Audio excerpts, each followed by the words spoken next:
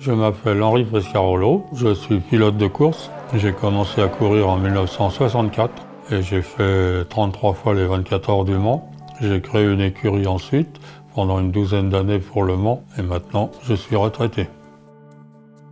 En 1978, j'ai été contacté par le manager d'une équipe de course en vélo parce que l'un de ses coureurs voulait battre le record de vitesse en vélo. Pour moi, c'était quelque chose de très difficile parce que j'avais une responsabilité énorme. Je savais que la Porsche 935 était une voiture très brutale. C'est une voiture qui avait tout ou rien, c'est-à-dire que quand le turbo n'était pas en route, la voiture n'allait pas très vite et tout d'un coup l'énorme turbo compresseur se mettait en route et la voiture accélérait très brutalement. C'était exactement ce qu'il ne fallait pas faire avec un vélo derrière.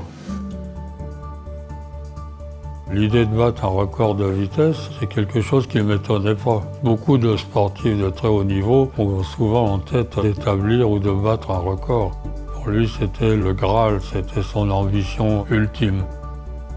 Donc quand on m'a demandé cela, j'étais un petit peu réticent parce que je pensais que c'était une opération un peu suicidaire. Et puis j'ai vu que Jean-Claude Reud était tellement enthousiaste que finalement j'ai accepté.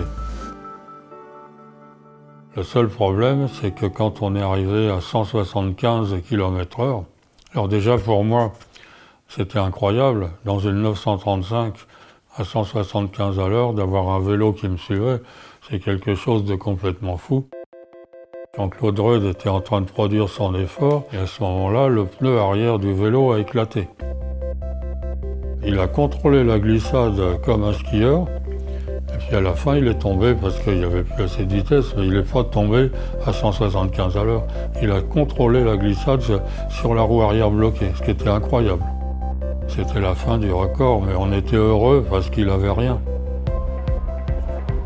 J'ai toujours beaucoup aimé la vitesse et j'ai toujours beaucoup aimé les circuits sur lesquels on allait très vite. Donc le Mans était l'un des circuits les plus rapides, avec la Porsche par exemple.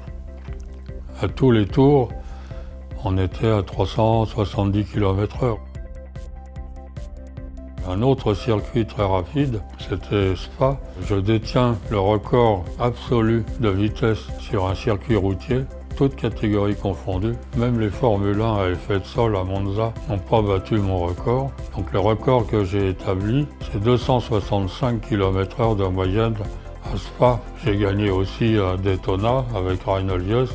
Daytona, c'est l'anneau, c'est aussi des très hautes vitesses. J'ai toujours eu un amour de la vitesse.